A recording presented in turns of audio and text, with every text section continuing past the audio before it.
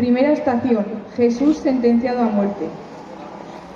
Cual vil asesino llevado ante el juez, y al autor de la vida contempla, por ti condenado a muerte cruel.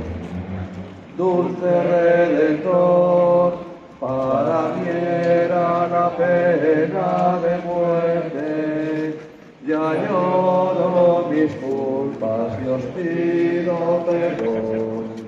Madre afligida, de pena hondo más, logrando la gracia de nunca pecar.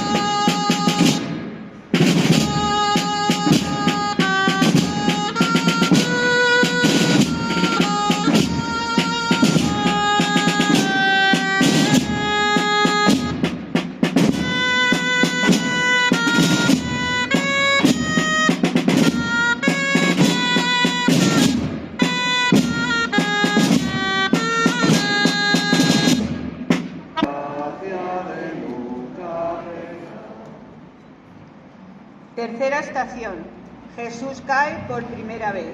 Te adoramos, oh Cristo. Cubrieron su faz bajo el tosco y pesado madero, en tierra caído su Dios al final.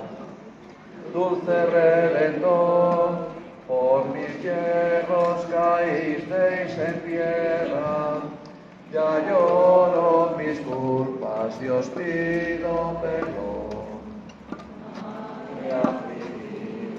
De pena tomar, lograr